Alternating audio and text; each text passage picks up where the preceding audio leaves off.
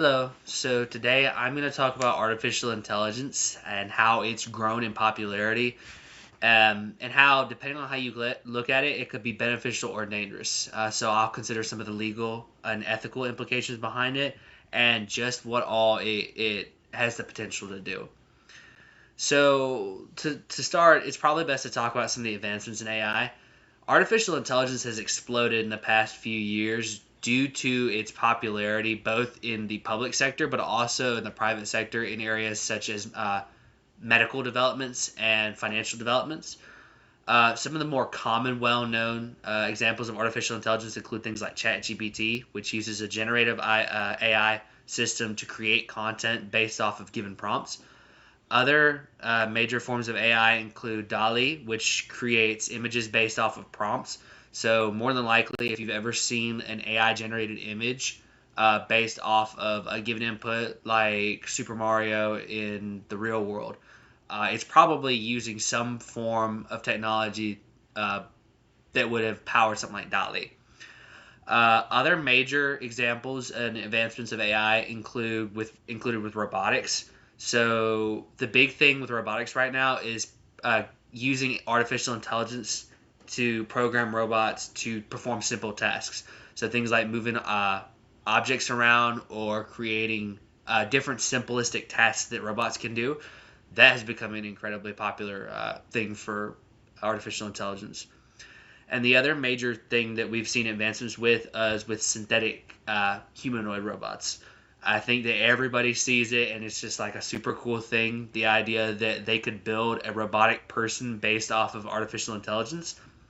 I mean, right now we're in a very simple stage of human robotics, but it's still something that could become a major deal in the next maybe 30 or 40 years. All right.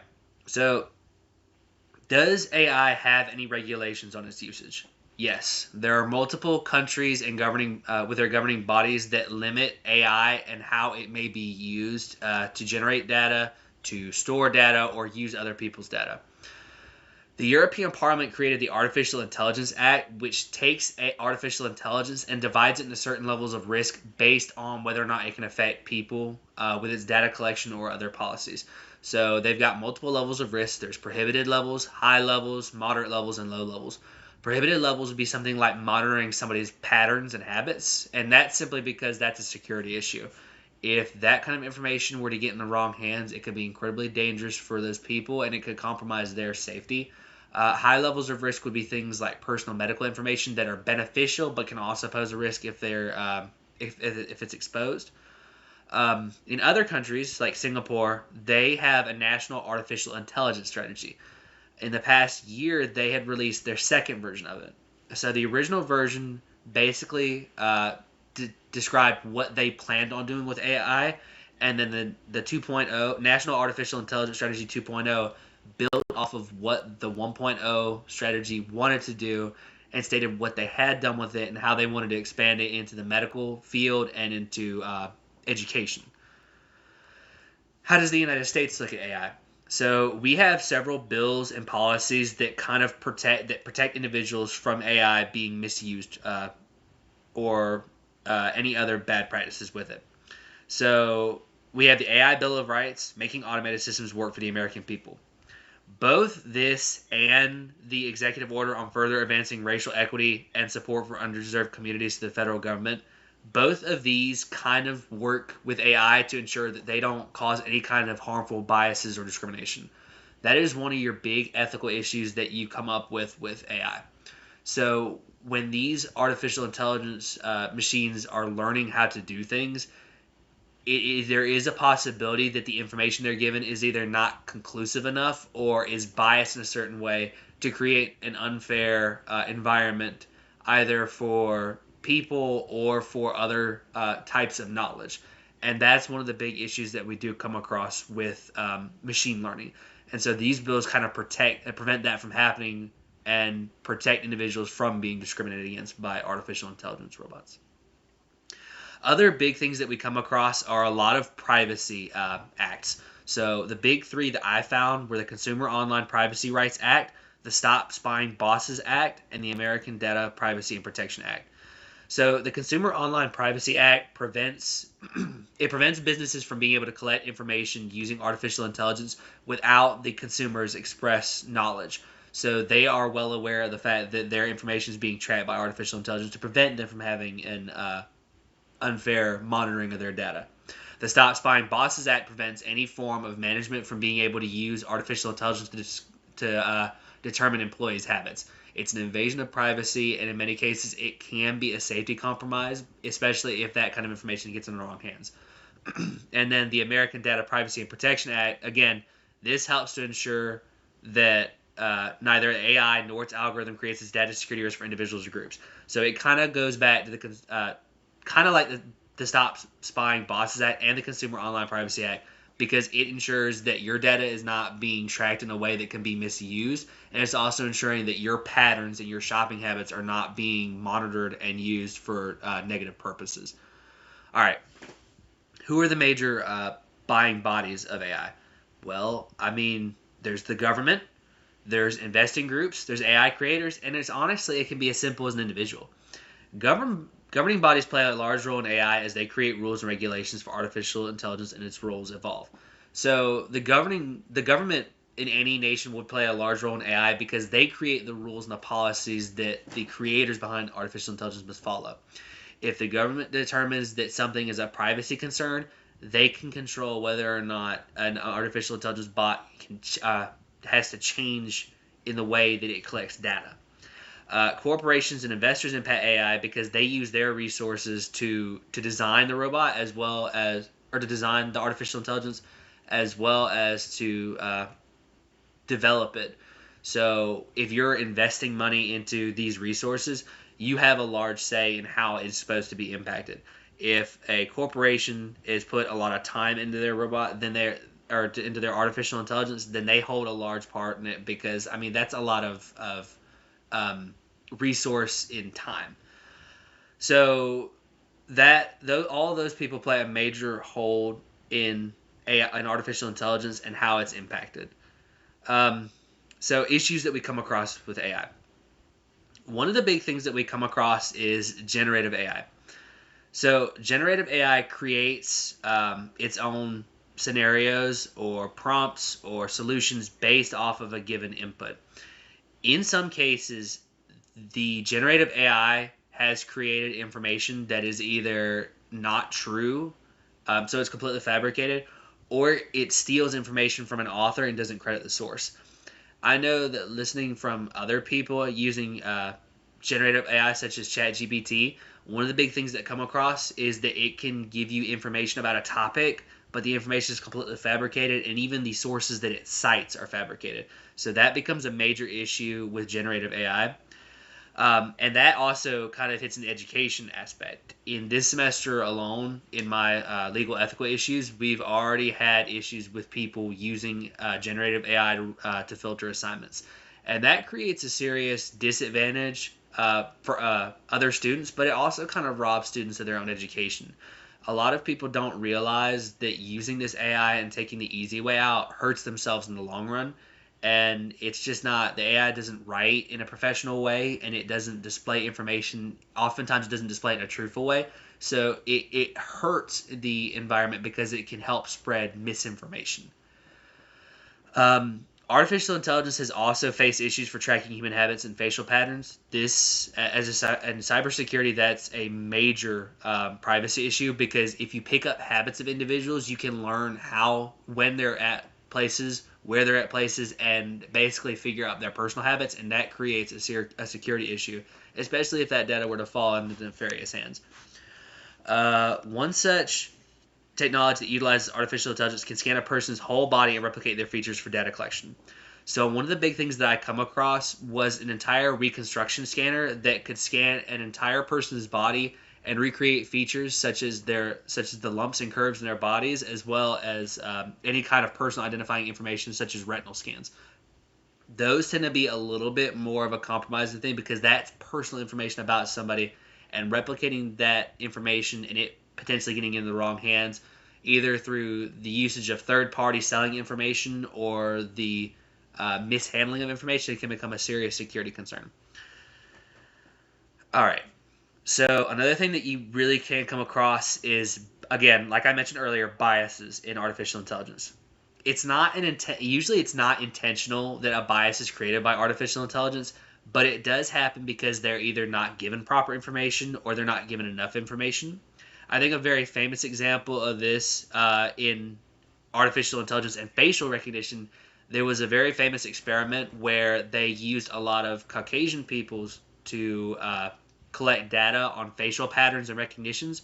And when the artificial intelligence robot was given somebody of non-Caucasian descent to analyze, it wasn't able to identify a facial pattern because it didn't have data on anybody that wasn't Caucasian. So even though it may not have been intentional that it didn't have that data, it did create almost a form of discrimination because there was no, it wasn't made to encounter a large form of situations. It really only took data from a small pool. And again, AI tracking behavior such as pattern creation of habits are a major breach of privacy and could create safety concerns. When a person is tracked by AI, it can pull more than what a lot of people realize. At this point in security, we recognize things like your gait patterns or the way you walk, the way you move your eyes, the way you move your arms when you walk, the way you speak, the sounds you make.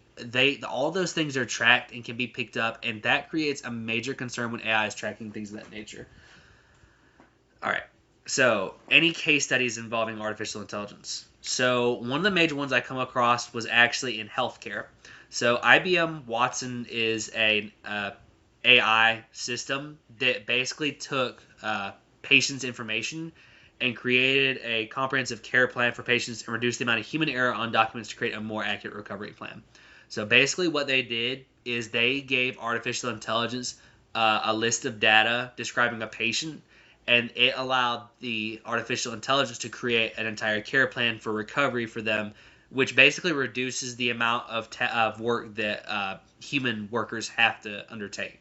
So it kind of helps to create a simpler situation for them where they don't have to have as much of the workload on them. Another major case that I come up was the American Express using artificial intelligence to detect card fraud. So basically, what this system would do is it would look at a series of purchases that people make, and it could determine based off of factors like location or the purchasing habits whether or not a potential card fraud had been noticed. And this is incredibly beneficial because it means that people don't have to go through and granularly check every single transaction to ensure that something doesn't seem off.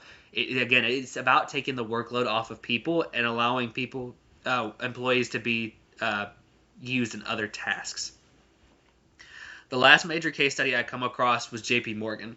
So in this case, they used what was called an AI tool called contract intelligence that could take a legal document, and analyze it to determine whether or not it was a legitimate document. So it could take and analyze things like signatures and the language it was written in, and determine based off of set of inputs whether or not the document was a legitimate document or if it was a forgery. This was really helpful too because it reduced the amount of time it took to determine the legitimacy of documents, and again further streamlined the process of simplifying document checking and ensuring that proper procedures are being upheld. All right, so I wanted to focus a little more on healthcare and how different nations approach the healthcare strategy. So Japan adopted the Strategic Innovation Promotion Program, was utilizing AI to reduce the workload on human employees in the hospital by allowing AI to complete simpler tasks such as disease testing. So one of the major problems that Japan deals with is it doesn't have a lot of employees in these particular fields to divert toward the smaller tasks. So their goal was to take artificial intelligence and make it do the more menial tasks such as patient care programs, disease testing, pathogen training to ensure that your healthcare professionals could be used toward more complicated tasks, while artificial intelligence could take care of the more simpler tasks and reduce workload. In China, they have a policy called the Healthy China 2030, and this policy basically details how they were going to use AI in healthcare. Much like Japan, this policy was used to reduce the workload on human employees, but China has issues with mishandling of patient data. So the way that it was discussed is that the patient data isn't truly private because if it's supposed to benefit society, then it needs to be given up for research. And in this case, the healthcare providers had given up the data that they had on patients to artificial intelligence developers so that they could develop their artificial intelligence.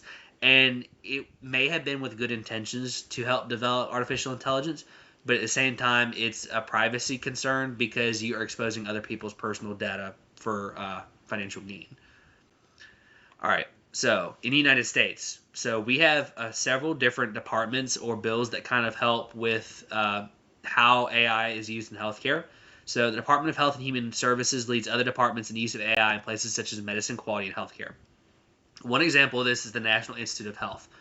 So this this agency uses AI to help with their disease research to aid in creating cures for major diseases.